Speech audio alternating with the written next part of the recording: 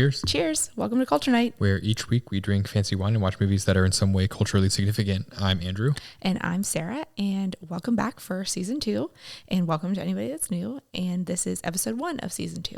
Mm-hmm. So we're glad to be back for a new season, switching things up a little bit. Yeah, never thought we'd make it this far. Right? A season 2? Who are we? Yeah, I know. Feels very official. So on that note, we'll just jump into our podcast business. To start off this week is that this is the first episode of season 2. And if you were with us in season 1, we're really just randomly picking movies and whatever we felt like, whatever, we wanted to see, or we had a long list of movies. So we were kind of pulling from that, kind of taking suggestions, kind of just sometimes we'd stay in like a decade. Sometimes we would hop around because we got tired of that decade, but didn't really have much of a plan. We were just trying to, get our feet wet, which was good for getting started. But that was also starting to get difficult to pick a movie every week when we didn't have a focus of what we were trying to watch next or what we wanted to see next. So we decided that for at least the time being, each season will have some kind of theme, and we will decide that when the next season comes up. Variable in length, whatever kind of feels right. If there's a season where we need to watch, 15 movies, sure. If there's one where we need to watch 4, sure. We'll figure out what works and what makes the most sense.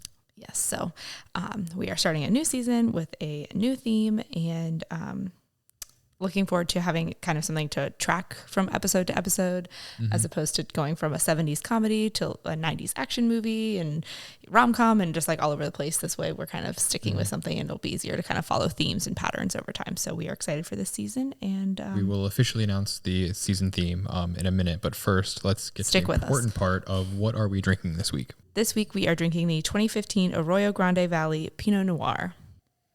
Ooh. I will say, since I was the one that poured it from the bottle, the color of it, I feel like a lot of times they're like a really dark red or almost like a purple in shade, but this one was almost like a maroon. It was very, very red in color. Yeah, it got a lot of like oakiness on the nose. Oh, it is very oaky. Doesn't smell very fruity.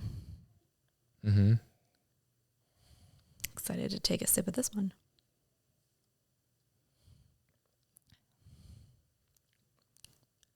A little alcohol forward for my first sip. Yeah, I get some berry, but I'm loving the barrel. It's not very sweet. I feel like recently we had one that was like very sweet, like almost like artificial candy flavor, like we were talking about. And this one, it feels just very natural, earthy. Yeah, delicious. Still not quite sure what flavors I'm getting from it, but yeah, I gotta think on that one for a minute, but it's pretty good. Yeah, we'll have to look up the description of it. Yeah, read more. I'm drawing a blank there, but cool. So now it is time to go behind the screens, where we go behind the big screens of Hollywood and learn more about some aspect of film production or storytelling. So this week we are researching the role of the executive producer. Before I go over what an executive producer is, I just wanted to get what your idea of what an executive producer is. And then I'll say what I thought it was and then what it actually. My idea of an executive producer is someone who like funds the movie. Mostly, I don't imagine them to be super hands-on unless it's like a true like passion project. But for the most part, I think it's someone who gives some money to it and doesn't have a lot of say. And now I'm second guessing myself because I'm trying to think of all the other like executive producers I've seen on things. And yeah, so in my opinion, I feel like I've seen a lot of like big names being listed as like producers, especially like as like a TV show or a movie goes further on in a series, seeing like executive producer who used to be like or is a current actor still in there or something. And that's what was coming to mind as I was talking about it, because I know that Jenna Fisher and John Krasinski became executive producers on The Office towards the final season. And so as I was talking, I was like, oh, maybe, I don't know. And so I felt like maybe part of it kind of was, and sometimes like an actor or a big actor will fund or will be an executive producer for like a movie that there aren't necessarily, active in. Like maybe someone like Harrison Ford might be an executive producer on a movie and he's not in it or something like that, for an example. So I assumed what an executive producer did is they, gave money to the film, almost is like a buying stake, like in the company, but buying like some sort of stake in the, not buying like a steak to eat, but buying some sort of like, ability to give their creative input or being like, I'm funding this money, so I want to be able to be involved in the day to day. And it turns out that is not necessarily true, that the executive producer is listed as like the top of the producers. There's several producers types underneath them, the line producer, just the regular producer, and other roles like that. But the executive producer is their main thing is the money and securing funding, whether that's giving their own money for it or finding some sort of like bank or someone to fund the movie, or going through the studio and getting the studio to fund it and getting it getting the money in there, approving the budget, all the monetary parts of it. They will often sometimes seek out like big names for a movie in there and kind of negotiate like how much they're going to get paid and figure that part out. And sometimes they are hired by a regular like day-to-day producer, or sometimes they hire the producers themselves, depending on the role and where the movie is in that process. But they are not really on the set really ever. They might visit it maybe once or twice if That's they what really I kind need of it, imagined. but they're not really in the day-to-day. They're not giving input. And so I thought that was kind of what they might be doing, was they might be, in the big chair being like, I see the grand vision of this thing. I hired, got the director here and had some sort of like pulling strings behind it. But it seems like that's not necessarily the case. And then that's what I feel like the director does. The director is the one with, or a lot of times in my mind, is the one with the big vision, and the producer like appreciates their vision and is like, here's some money. Yeah, but I feel like a lot of times directors get like overridden by like the studio, and like there's a big like, back and forth of being like, I'm the director, I'm the one writing the checks, and kind of that back and forth of that.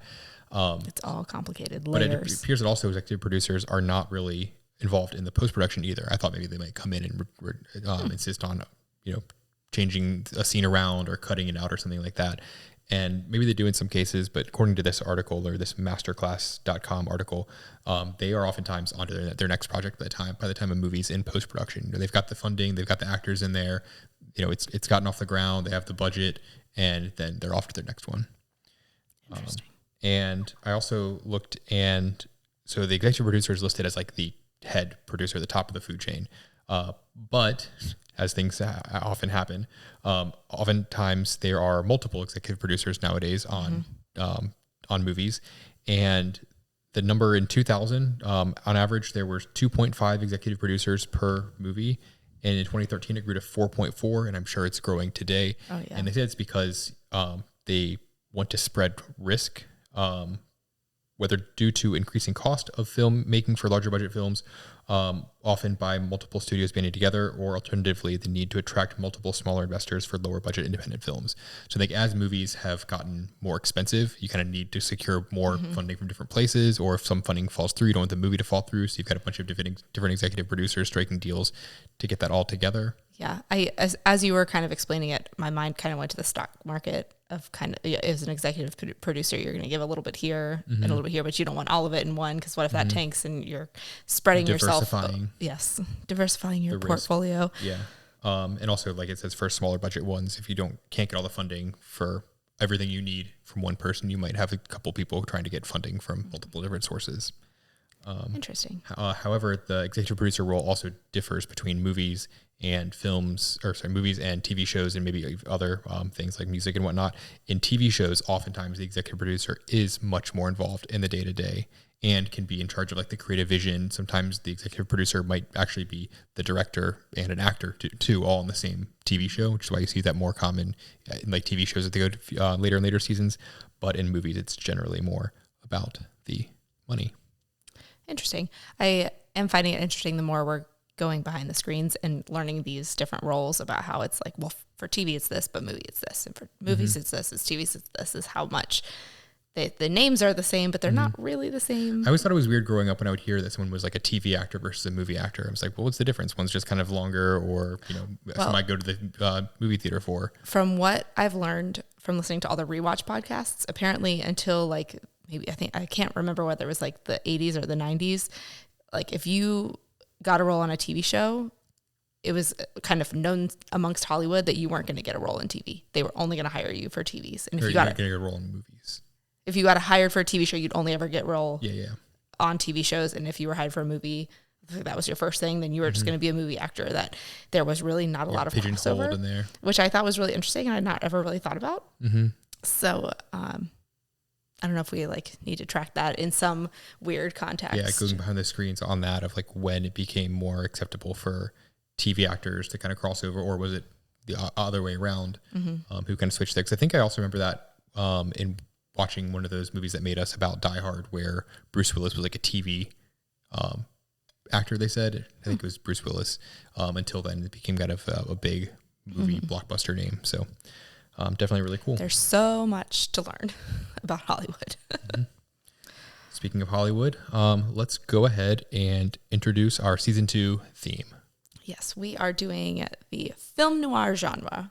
I'm beyond excited about this one. So he's 10 out of 10 excited. I feel like this is like really, the iconic or stereotypical like old black and white film, old school like cinema type experience. You got like the, rainy night. There's some like private investigator trying to solve a crime. They've got those weird, the real like start accents. of Hollywood in itself. Yeah.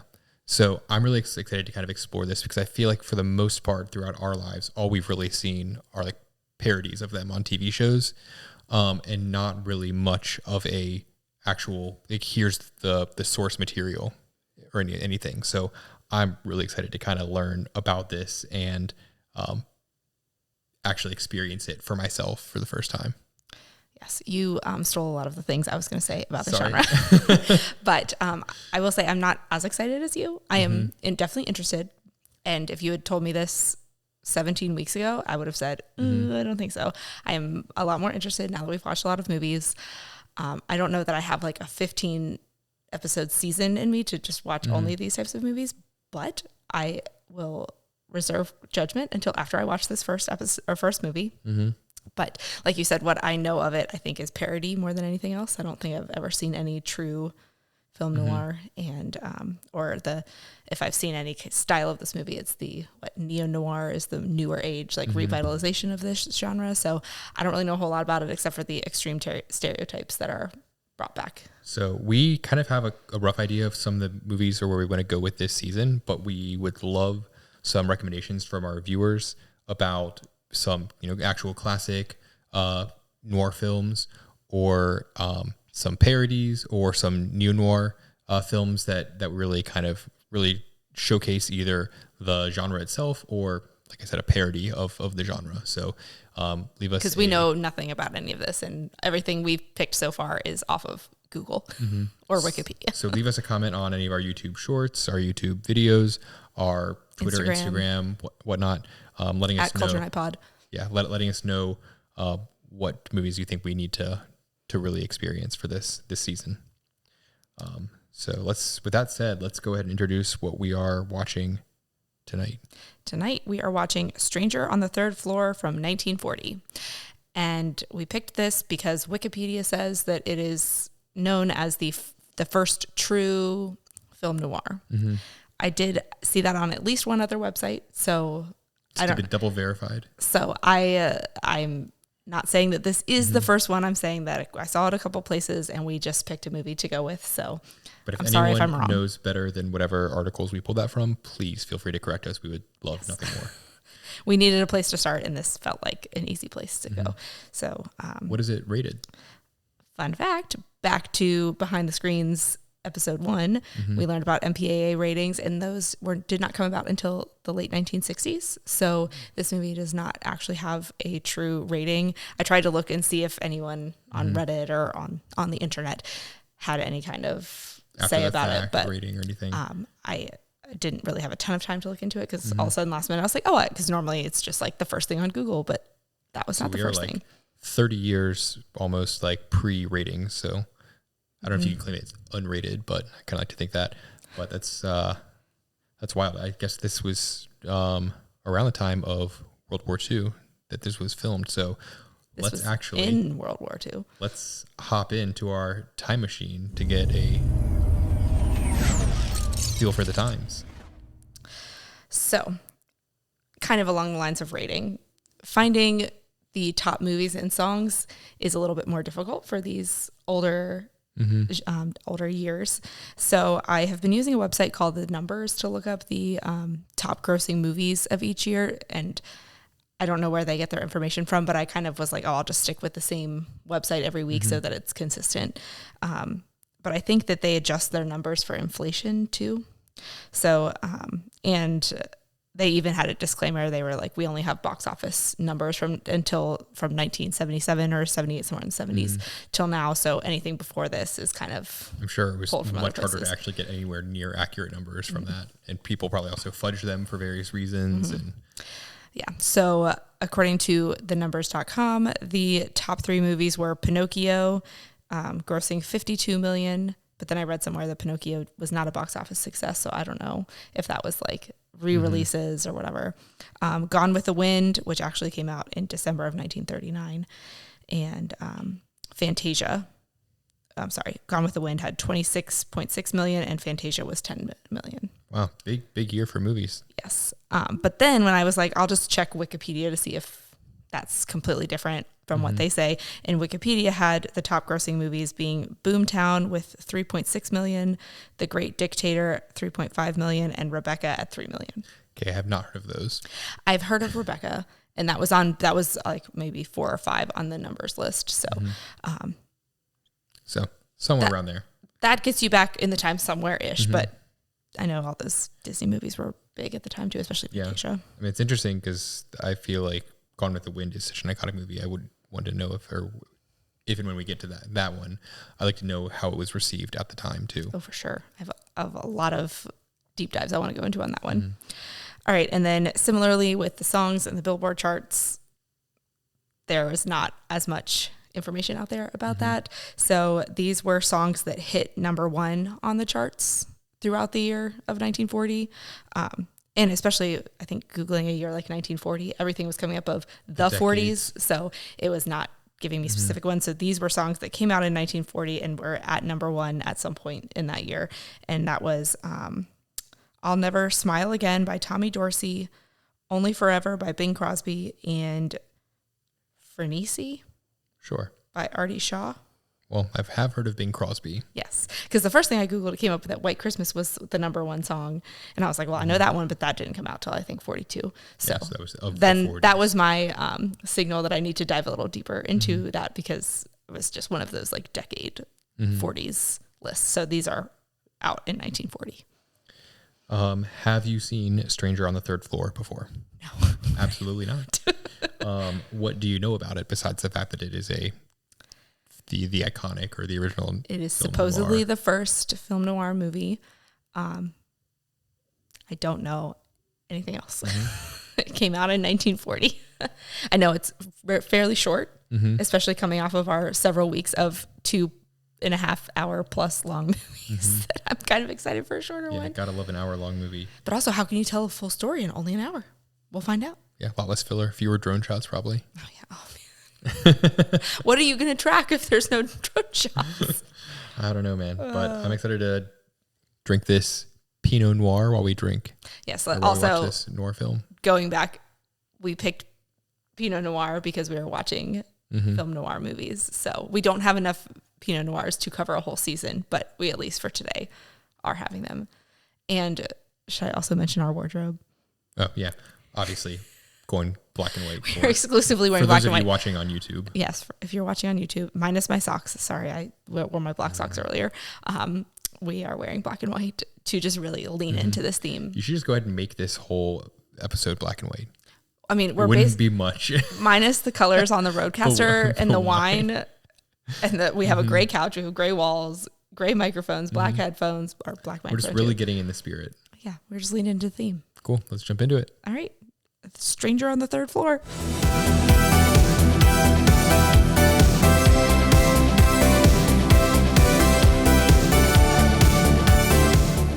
Do you press play? Yep, everything's going. All right. Cheers. Stranger on the Third Floor. I'm more excited to dive into this just because we haven't said anything since the movie ended, and I just feel like we need to talk about it. Yeah. But we're gonna start with the wine. Start with the wine first. Why is that so hard to remember? That's why we have an outline. The wine scale. So the wine scale is a scale of 0 to 10. All the wines we drink are very good wines. So a low score does not necessarily mean a bad wine. There's no real objective measure to this, such as like anything. It's just what you're feeling Gut when feeling. you finish. I'm going to go ahead. I'll go I want you to go first for first. this. I'm going to give it a 5.7. Okay, I'm just gonna go 4.3. The first glass was better than the second glass. I think my last sip was not good at all. I was going to go under 5, but then I remembered how much I enjoyed the nose at first, which is, even though it doesn't really affect the taste that much, I think, it definitely starts, it's a great first impression for a wine, and that does mean a lot for me, at least, drinking a wine of how I'm going to feel the rest of the way. I didn't really get too much complexity out of it. It was relatively easy drinking, but it was very earthy, like not very sweet, and I did enjoy that. But I just don't really think this is one I'm going to really remember. Yeah. It's not really going to stick out to me. And we never actually scored last week's wine either, and I was going to give that 5 or under. That's so long ago, I can't even remember what we drank. Private Stash. Gotcha. It was more that it was fine, and it was not like, oh man, like that was really great or that was really great. It was just a good wine, just kind of middle of the road. This one I liked less than last week, so yeah. I liked this wine about as much as I liked the movie. No spoilers. Well, I guess now we'll go on to that part. Movie rating out of 10. Oh no, I was so focused on remembering my wine rating. I didn't even come up with a number for the movie. Hey, let me know when you're ready. I don't want to influence your number. Okay, go. A 4.8. Okay, I was gonna say 5.3. So, we're not that far off. Yeah. I'll get into this in my notes too, but I didn't really enjoy the movie. I thought the acting was not great, but I did enjoy the cinematography. Yes. I think I paid a lot more attention to the cinematography than anything else. But we'll discuss that a bit more in our notes. Let's go with the movie description. So our main character, Michael, is a news reporter who apparently witnessed a crime and is a key witness in said murder, and ends up the defendant ends up being convicted and sentenced, I guess, to death, and he feels a lot of guilt over this. In the meantime, he, I guess, somewhat witnesses a neighbor being murdered and is afraid that he's going to be framed. He has a whole lot of guilt, has like a nightmare about it. And then ends up enlisting his girlfriend to find the real killer and prove his innocence in that. Well done. According to the TV, newspaper reporter Michael Ward plunges into a nightmare of guilt, fearing that his evidence has sentenced the wrong man to death. I like it. Very succinct. Covers the plot of the story. Than my description, but yeah. Was the movie what you expected? Yes. I'm going to say no. I, for some reason, was expecting this to be more of like I figured it would be a crime and like a whodunit and some sort of like investigation. I imagined there was going to be some sort of private detective hired in this, and that there'd be a bit more rain. There was one scene where it was allegedly raining. Yeah, I was going to say we didn't see the rain. It was their trench coats were wet. But yeah, no they had rain. Been in the rain. But yeah, I expected like a rainy scene and expected a private eye. Yeah, I don't know. It's set in New York, which I felt like felt right, and it was black and white, and there was silly, innocent girlfriend, and the acting was exactly as I expected it to be. Yeah, 100%. And I have a note on it too. But I thought there were some things that seemed more ahead of the time than I expected, and some things that were way worse. I expected the acting to be bad, but some of it was pretty atrocious. Oh no, I've got a note on it. Scenes. It was bad. So how well did it age? I would say not very well. No. I mean, I get it. It is what it is in its own little box. I definitely get the whole endearing quality to let's watch some black and white movies and I can see some like enjoying a lot of these like poor acting jobs. Maybe this was the extent of the fact that you only get one shot to do some of these takes. You're not really sure, like, you're rushing to make these movies. It's not like they're made over the course of as long of a time, possibly. But I thought and there were probably fewer acting schools at the time. I still feel like the acting was pretty bad. They were hired, some of these people, I think, purely on looks and who you knew, and not necessarily at all on any auditions or acting. Yes, but I also feel like that's just what acting was at the time. It was acting. It was not becoming like giving realistic qualities to your character. Yeah, and a lot of it was over the top or very much like, I'm playing a role. Here's how I think my role should sound. And they weren't actually like in character as much as they were trying to play a character. Yeah, agreed. Could this movie be made today? I think they could make a pretty cool remake of this, to be honest. Yes. Especially, I think I would keep the whole black and white vibe. But I think with some more modern storytelling and acting, I think you could tell a pretty cool story with this still. Yeah, I mean, the actual like plot line itself on the most basic level, for sure. Definitely when she was walking, Jane, was that her name? When she was walking with Crazy Man at the end, and which I don't understand why she was doing that, but I was very much like, in 2023 she'd be like texting in her pocket or like off the side like, help me, or like somebody wouldn't have known where she was. See, I was picturing less of a modern remake and more of like an actual full-on remake of this, like set in that time period. But I also feel like and there probably have been, given this was what, 80 years ago? 83 years ago. 83 Sorry. years. I did the math earlier and I've already forgotten what I did the math for. 83 years ago, that I assume there would be some better like storytelling and dialogue to take place, but it could be a really cool either modern adaptation, if there has been one, or a just full-on reboot. Did they say the title? No, they mentioned a stranger, and they mentioned that building, but they didn't say stranger on the third floor in its entirety. I was really waiting for it in this. I know. I really was hoping it was that stranger on the third floor. Because they really could have forced it in there. Stranger. If they were going to force some of that dialogue in there, they should have forced that, in my opinion. He's really team say the title in the most dramatic fashion. Just something that makes me just so happy when I hear the full, especially like the longer the movie's name is, when I hear the full name in the movie. Like if they had said The Pirates of the Caribbean, The Curse of the Black Pearl, all in one, you would have been huge grin, peeing your pants. Does the title fit the movie? I mean, yeah. Only because she says, like, what happened in 39, which I assume means the third floor. I wouldn't, Sort of. It does look really good on the movie poster there on the right for the thumbnail.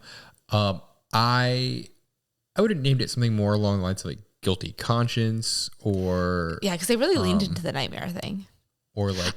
Can I also just take a second to give you a round of applause for your alternate titles in every single episode when I'm editing them back? Everything you come up with is always you really have good off the cuff. Like the executive producer would titles. be involved in this sort of role, but whatever role is involved in coming up with the title, I'd like to enlist myself in that job until OpenAI takes that away. Something along the lines of like untrustworthy witness, because I feel like that's a big thing of like eyewitnesses. It's like you can't trust them, not necessarily that they're lying, but just that you lose the fact that there's something there along that lines for this. But I love it. I love you so much. I'm sure that whoever named this movie put all of 8 seconds of thought into it and said, yep, that's what we're doing. Stamp it on there. Yeah, because there had been approximately like 7 movies in 1940 that you had plenty of free reign on movie titles then.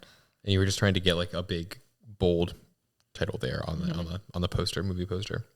Were there any actors that went on to do bigger things?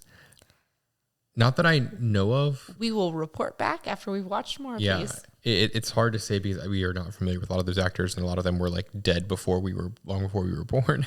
Yes. Also, doing some light research on them while we were watching it, a whole bunch of them were born in the 1870s, which my brain cannot even process. Yeah, that was a couple years ago. So long ago. And but my biggest takeaway is because obviously we've done this enough where I know this question is coming, and no one that we really knew of off the cuff, but it was like, oh, well, this character was totally looks like this person, now, this actor nowadays, or like Jane looks like Tina Fey. And for me, the creepy guy that they think murdered it, Steve Buscemi for me. I was getting some more Ezra Miller vibes, but I can kind of see. I see his like acting, but I think he looked more like Steve Buscemi. Yeah. And I don't know, we just kept referencing Briggs looks like John C. Reilly. Every time an actor would come on screen, they look like this person. They look like this person. And we were just calling out all these people that they look like. And so I actually had a note on there. I wanted to talk about that in my notes later, but I'll talk about it now. Is with like all these doppelgangers, I wondered if any of these were actually like relatives of actual actors that we know. just based on like the whole nepotism of Hollywood and there being like, Ooh, oh, this is actually someone's grandfather or father or Tina uncle. Fey is not related to her. I did look deep into Mm-hmm. Jane's because I was like, she has to be related to her. Because like what George Clooney is related to Rosemary Clooney from like the same, or I guess not the same. It's like whole. Or when did White Christmas come out? 54. 54. So yeah, 15 years later. But there is like a lot of like, hey, this is actually like the mother or uncle or aunt or someone of an actual actor that we may know.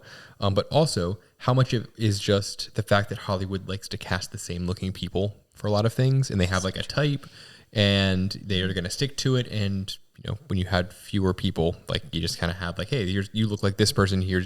We're going to cast you because you look like an actor that did well in another movie. We did. Yeah, that was definitely the thing in the earlier times of Hollywood. I feel like So there that's was a less so combination of now that. in the last like 10 years. But I'm interested to see though if any of like the top like 5 or 6 actors or roles in this movie, those big actors were actually relatives of someone that we know now as deep actors dive for in next the week. movies. Yep. What impact do you think this movie had on pop culture? I mean, well, supposedly this was the first. Mm-hmm. I'm sorry, I should say it correctly. Supposedly this was the first. Supposedly. The first film noir, like that really laid into all of those stereotypes. Especially because when I was looking it up, it was like it had like something with the staircase, because apparently there's lots of staircases in these movies, in the black and white and the. You just gotta believe me. You just gotta believe. Like I feel like a lot of those kind of things that have become tropes or become cliches in movies, I could see that being either this was the first or one of the big motivators of that. I think the fact that also this came out in 1940, I wonder how much also this was just shown like either to people at home during World War II or abroad for the soldiers there. True. That this became like such a like, hey, we have this copy of this, we're going to watch it 100 times because it's all we really have. That then became kind of ingrained into the culture. We like this. We need more of this. And it was just repeated from then on out, just because that's what everyone knew. I saw a lot of like similar things like that. That I think now I can't say for sure this was like the first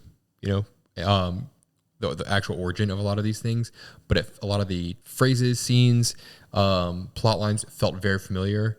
And I wonder if it's because this was kind of like, influenced them later or I guess kickstarted it.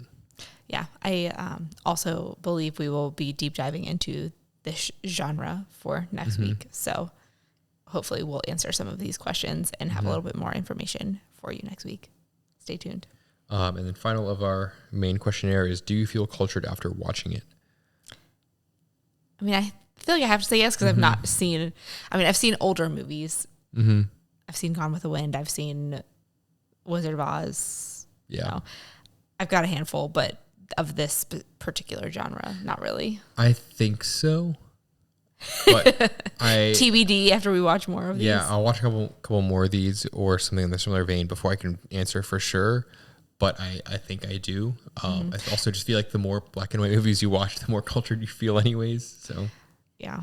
And again, like having watched so many movies already this year, it's just interesting to get something that's completely different. And also just like historically, it was super interesting for me to watch. Like, I don't know that I was as focused as much on the actual plot line as I was the cinematography and just the, like, this was filmed in 1940, like that's in what New I kept York, thinking too. Like, look at the cars, look at the background. Like what are they saying? What are they doing? Where are they? Like all of that was a lot more the interesting. relationships between people, like how are they talking about, like you're bringing a woman upstairs? Yeah. Those kind of things of like how they talked with each other, the fact that they kept kind of going to get coffee at like late at night. Was that a thing? Right? Did people not understand caffeine at the time? Yeah. You got to cut that off at noon. Yeah. Like I feel like nowadays they'd just be going to a bar, and obviously they went to a bar after work. So it just kind of seemed odd to me, but yeah, I kept looking more at the like more of a meta level for a lot of this movie as opposed to just the movie itself. And I was trying my best to kind of enjoy it as the movie it was, but I couldn't help myself from looking at it as like an outsider, a time traveler from 2023 looking back at this movie. That's so old. So do you want to go first with your notes? I believe it's my turn. Okay, go for it. So I will start this off. First of all, just like opening music. I was like, yes, this is whatever this genre is from what I know of the parodies and all of that stuff. Just that like piano, like dun dun dun. Of course, I can't remember the exact tune off the top of my head, but it hooked me from the start. In the opening credits, which I was also interesting to pay attention to, just enjoyed that from the start. The credits were short. Yes, they were short because there's not 8,000 roles on a movie anymore. Also, something that I've loved just for this whole Culture Night Pod thing is the like logo for the production company that makes it. Just like seeing the older ones, the ones you've never heard of because they didn't last that long. RKO Radio or whatever it was, production. Just super interesting. It's probably now owned by like Warner Brothers or somewhere like 8,000 levels up the food chain. And then my next note is I said soda shop, but I guess it was a lunch counter where she was, where Jane was sitting at the beginning and like, no, the seat's taken.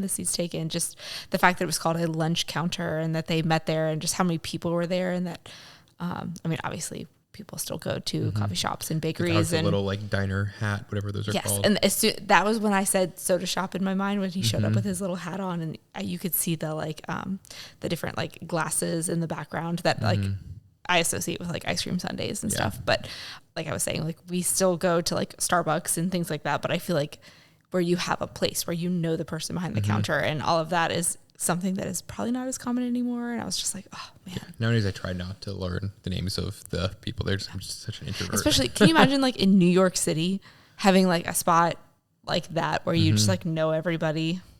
I don't know. I would love Different that. time.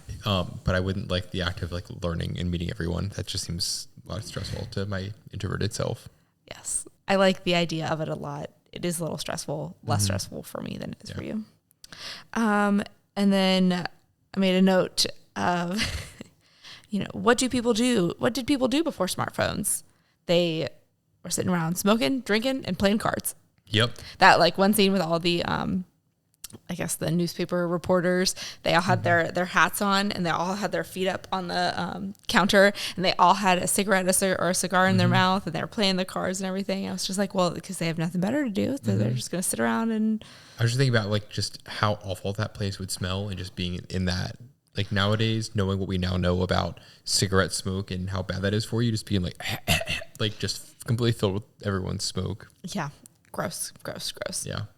It was just like a very alarming cut from like the soda shop lunch counter. And again, I like a good cigar, but I don't really want to be inside with a bunch of people in like close proximity like that. Just you want one when you want one, not just like always. And preferably outside where it's not going to be like just recirculating on top of me or staining the ceiling. Watching like however many men were in that room, 8, 10 plus, just all smoking. I was just like, yep. I'm sure their deodorant was non-existent. No, they just had the cigarette smelled like butt in their suits, chugging on cigars. And then I also started to make note of just like the language, because obviously this movie is very old and just a completely different time than we are currently living in. And just some of the things they were saying, like he said tickled pink in a non-sarcastic way. And Jane said something and Michael was like, it's becoming on you. And someone was like, who is that citizen? And I was like, oh, no one talks like that anymore. And just all of those like NPCs, little like vocabulary uses that are so different than how we use them now. I just thought was so interesting and how crazy. I mean, obviously it's been not 100 years, but getting close to there, that how much our vocabulary I thought not has just changed. their vocabulary, but also just the way, and it might have been mainly the acting, but I'm wondering how much people actually talked like that. That's what I really want to know, is how, to go on is movies. How accurate is this to what being in the 1940s really was? Sir. You just gotta, like all that really crazy. Oh, gee, like, I mean, it's just so over the top that is that what really people, did people now it's a caricature, but like was talk that a thing? More like we talk to each other, or was it that like transatlantic accent thing that no one actually talked like, but everyone like acted like they did? Yeah, I kept thinking, like, the more I watched this, being like, but did people talk like that? Who does that? And that goes into my next note, which was the acting, which I wrote that down when Briggs was on the stand. And I mean, he was very much like, you can't, I didn't do it. I mean, so over the top and so terrible. There are a couple times where you could tell that they were talking the script, like where Jane had to stumble over her words, where she said, I, and you could see that the script said I dash I think like you could tell that she was definitely reading off of that script and acting to it. I mean, yes. Acting in like the first time though that it was really like, oh man, their acting is terrible was when Briggs was on the stand, and I felt like because he has those like it was his eyes of like, I didn't do it. And then like, oh, let me turn and look to camera over here. No, I didn't. And just that like super dramatic, like body acting and like with, I don't know. It definitely felt a lot more like a stage production that happened to have a camera there in a lot of ways. Just the way that people were kind of almost overacting to a point, like they were trying to emote that you would get more from watching a play than watching a movie. But there were other things with the cinematography and some of the like dream sequences that felt very much like they were like, oh, we are definitely in a film sequence. And the way they acted and maneuvered, it seemed like all of the time and effort was spent on that whole nightmare sequence. And everything else was just kind of like, we're going to rush this and get this out because this whole nightmare sequence was so cool. Mm-hmm. Yeah. All of a sudden I was like, oh, wait, we're still in the nightmare. Okay. Still in the nightmare. Yeah. So it's hard because nowadays for like a flashback like that, they would change the coloring or at least make it black and white. And you couldn't really do that when everything was black and white. You had to kind of make but I did write lighting on it, that I feel like there were some slight lighting, like, or it was like darker or more shadows, or there was. We definitely did a lot with the shadows.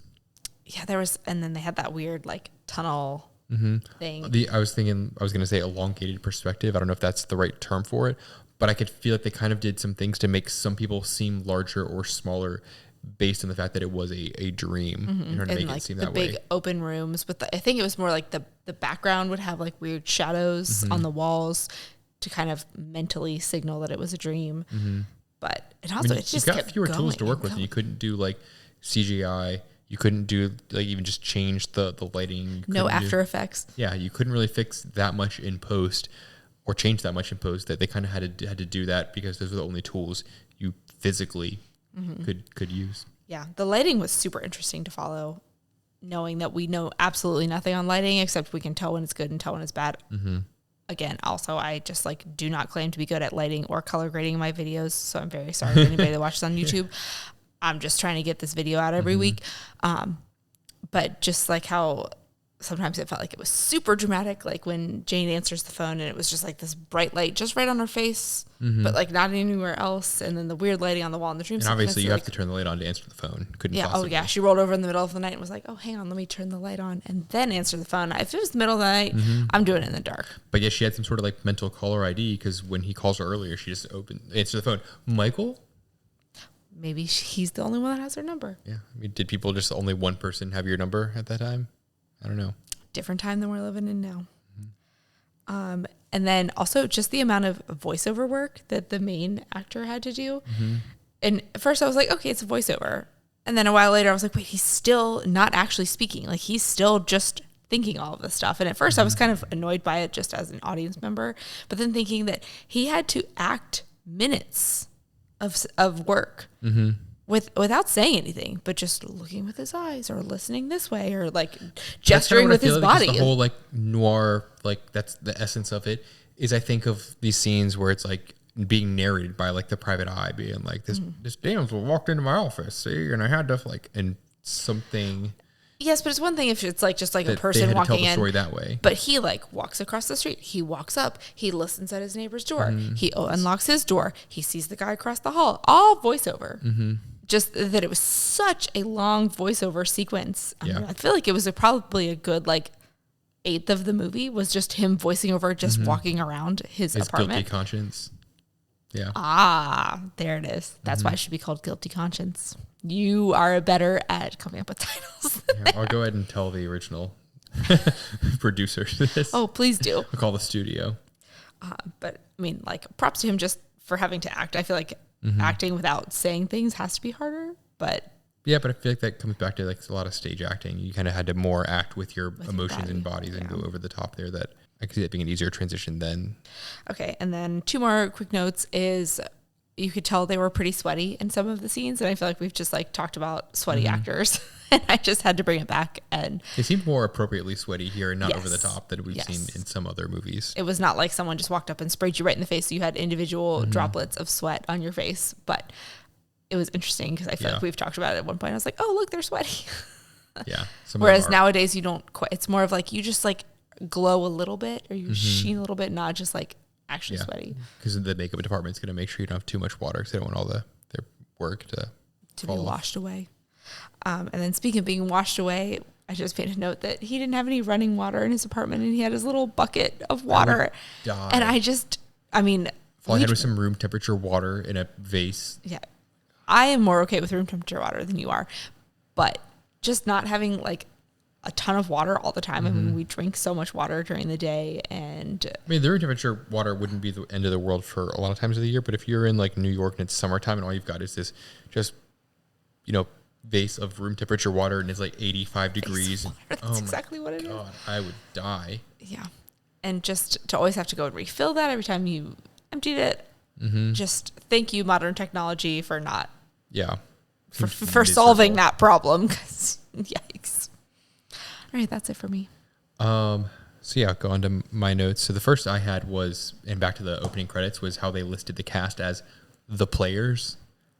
I thought was, kind of endearing in a way of like, oh, like these are the players. They didn't really have a name for like the cast or the actors then maybe at the time. And now that I think about it, of thinking is like how over the top a lot of their acting was, is they're just like, they are playing these roles and they're playing them up and not trying to make it. I feel like now it's like, I want this to be as authentic and realistic as possible. And then it was like, I am playing this part. Yeah.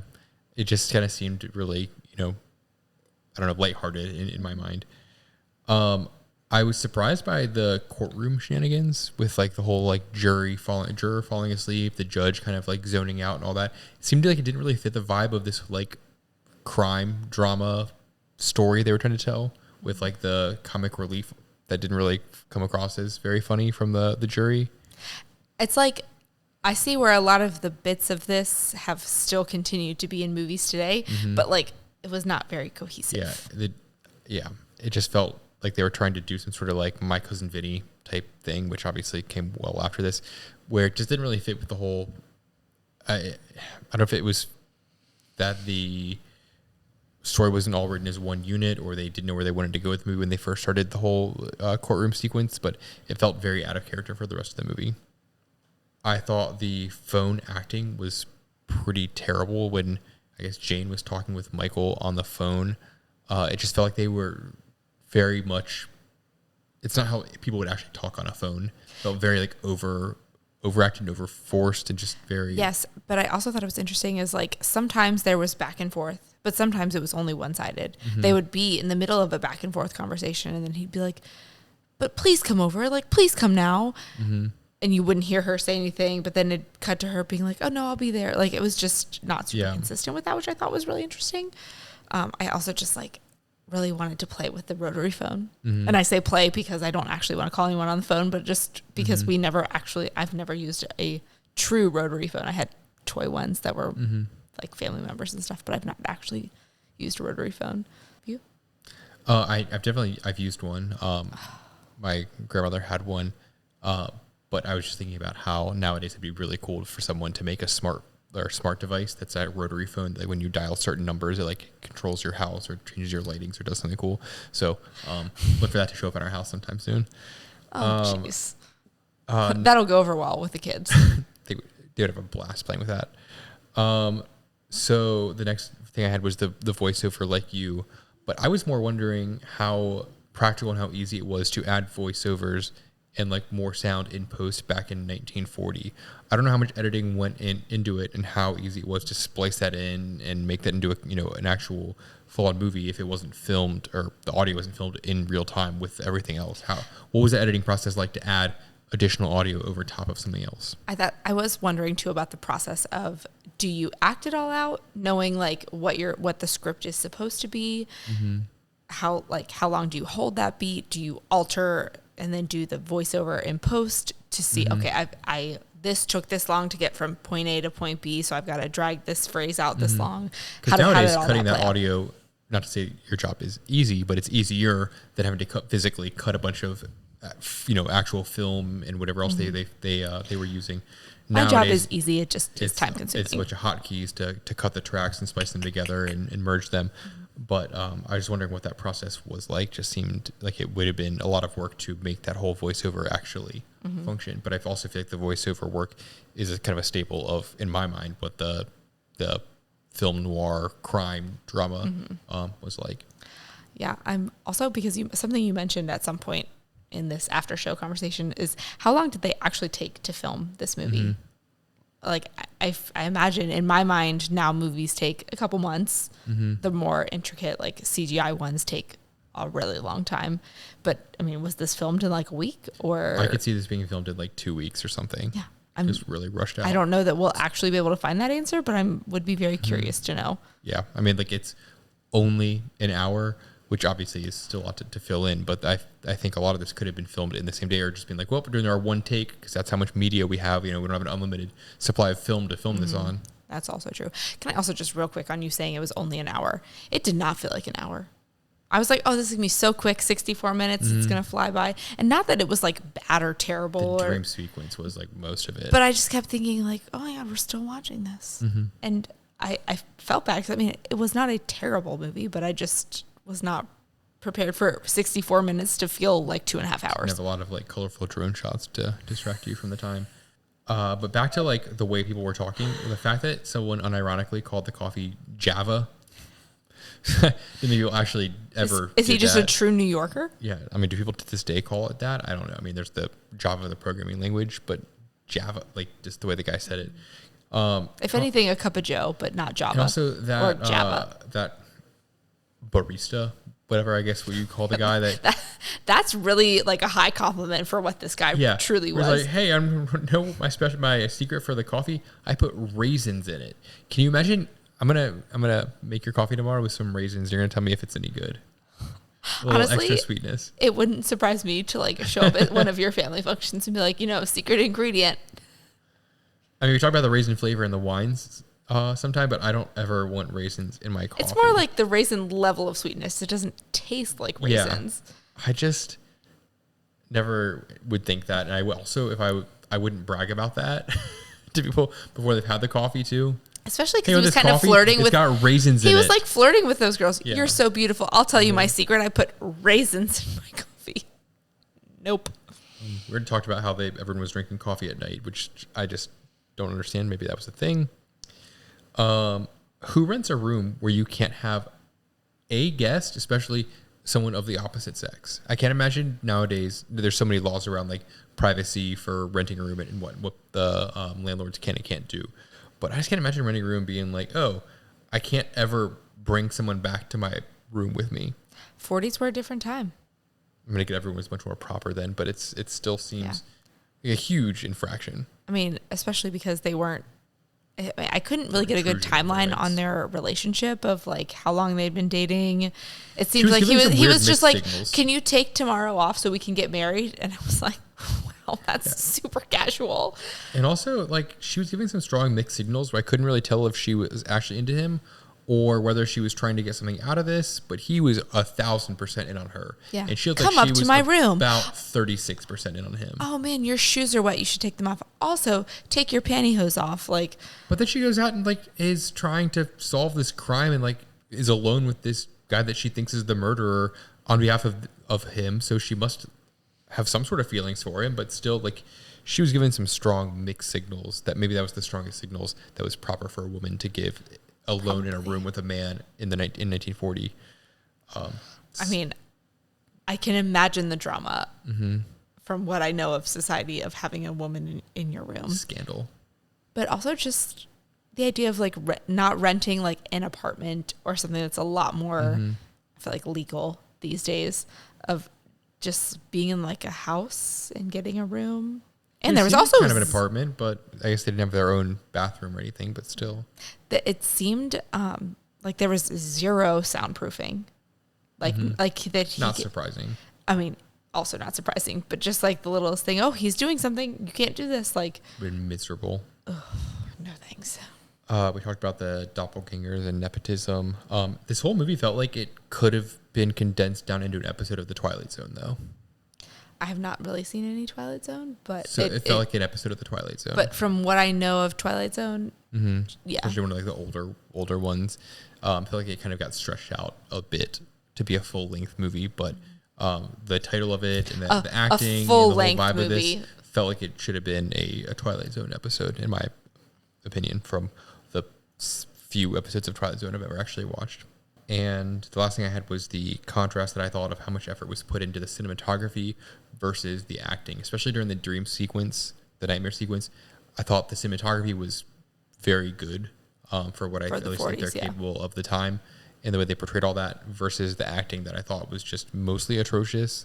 But I thought the acting was very interesting, at least during the nightmare sequence, where a lot of it was obviously, when in a nightmare, everything is kind of over the top. Yeah, I guess, yeah, over the top, overemphasized, over-exaggerated. Exaggerated is the word I was looking for.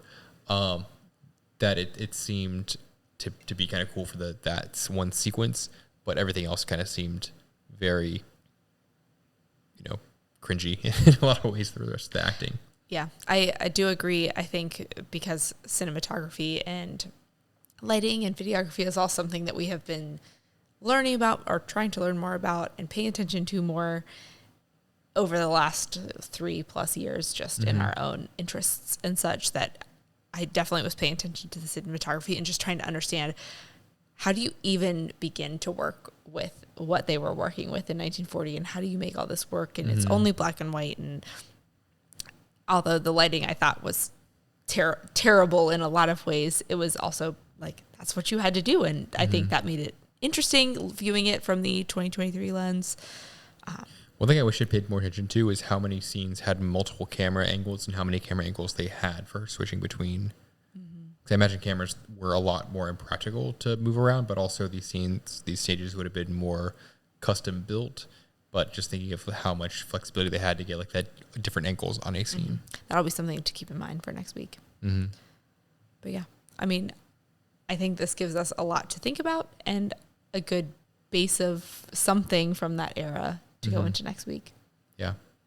Interested to see where this takes us. Not sure I would really rewatch this if it came on TV.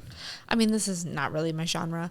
Also, something I didn't actually make a note of, but I was thinking about while I was watching this, is this like style of movie, I guess crime thriller mystery, is something that my book club really loves. So I had my like book club brain of like, who did it, who really did it, like trying to figure it out, which is, I feel like every time I read, really thought that Michael had done it for the first like 20 minutes, but then seeing his internal dialogue, 15-20 minutes really set it up that he was the one that did it. And then once he started thinking, I felt like it definitely wasn't him, but just, it was that instant, like, oh, I'm reading this thriller book, like, let me figure out who did it. And then as soon as it started, it was that same kind of vibe, obviously set in very different settings, but just all very interesting. So yeah, and if anyone has any recommendations for what we should watch next, or any other time on this season, feel free to leave some comments on our social media, on YouTube, anywhere, at Culture Night Pod.